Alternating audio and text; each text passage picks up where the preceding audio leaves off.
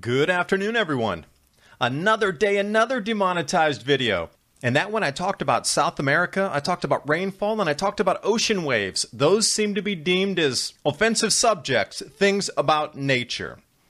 Anyway, if you haven't been following the Arctic mission, they're quickly running into massive sea ice that's going to turn them back. They were trying to reach the North Pole to prove that global warming was happening, but this year, there's hundreds of thousands more square kilometers of ice, which is in the next couple of days going to stop them in their tracks. They're currently moving at 1/10 of a knot because of sea ice. And speaking of that, you've been told all this summer that there's less sea ice. Well, let's look exactly how much there is up there and also see the temperatures that are well below zero, encompassing the entire North Pole. And not to mention the below normal temperatures throughout the entire melt season. And while you're watching the video, please remember to subscribe to Adapt 2030 and click that bell so you can stay subscribed and get the latest updates.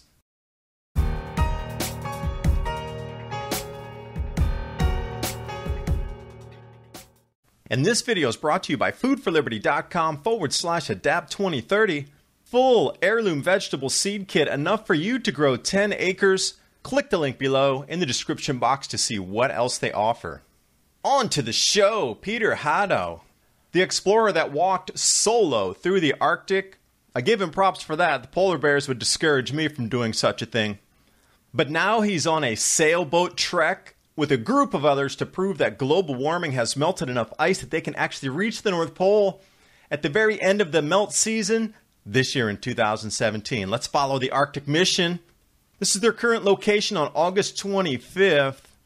They left out of Nome, Alaska. They had open sailing water until, well, approximately this day today, August 27th, when they've hit the sea ice and slowed their journey down to approximately 1/10 of a knot forward movement. Now let's wide out on that sea ice map here. This is August 26th. The measurements are in centimeters. So those of you unfamiliar, 30 centimeters equals a foot. So even at that periphery area, they're still looking at about 20 centimeters, which is almost a foot thick. Now, they're in sailboats. Unless they're escorted by an icebreaker, they're not going any further because the more they go toward the North Pole, the thicker that ice gets, all the way well into meters thickness. This is a great image here from Sentinel 1B. You can actually see the cracks and the full coverage of sea ice on July 24th.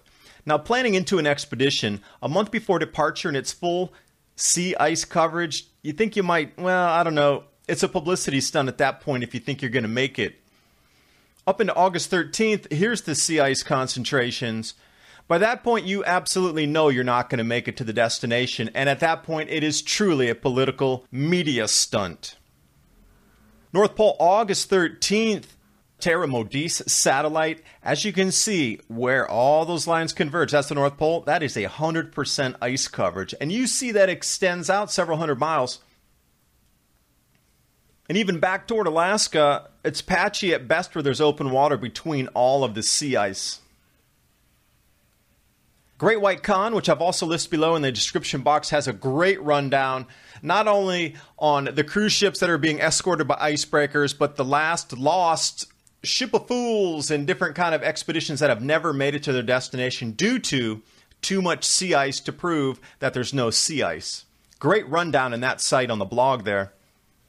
But when you start to take a look at the sea ice concentrations, which are far above anything over the last couple of years, and it's this late into the melt season, and it should be as low of an extent as it will get, and they're still trying this media stunt, it's almost as if they're going to get trapped up there and need rescue.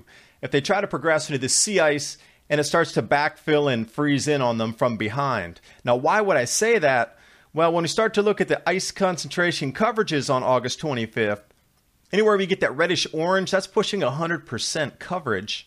I know the thickness is something, a contentious issue, no less, is how they're proving sea ice melt now it's the thickness. It's not the coverage anymore because the coverage is increasing.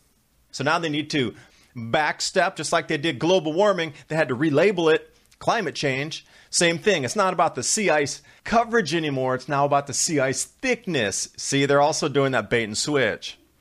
So looking at the sea surface temperatures, when you see that purplish going into white, that is freezing or below. And looking at the Arctic sea ice extent compared to other years, 2017, that darker red line, that is nowhere near the least amount of ice. Also, when we look at Arctic temperatures, mean temperature above 80 degrees north, that red line is 2017. That green line is the base average from 1958 to 2002. The temperatures were running below average throughout the entire melt season in the Arctic. Yet you're told it's heating into oblivion up there.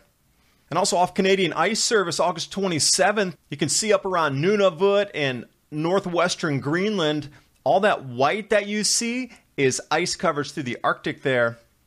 So when they talk about the Northwest Passage being open for the Serendipity cruise ship, that's being escorted by icebreakers. It is not a clean passage.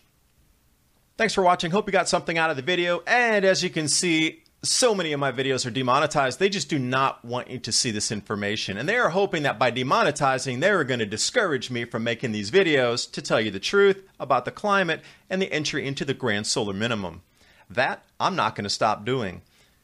So if you consider these videos of value to you and you find something useful that can help you prepare for the future, please support me on PayPal or Patreon. And also, I do the weekly podcast, Mini Ice Age Conversations, which I've loaded a new episode up. I have another interview coming up with Sam Corey from The Nation as a contributing opinion author down there in Bangkok. We talk about Southeast Asia and the different climate conditions and the food price rises here happening in Asia at the moment.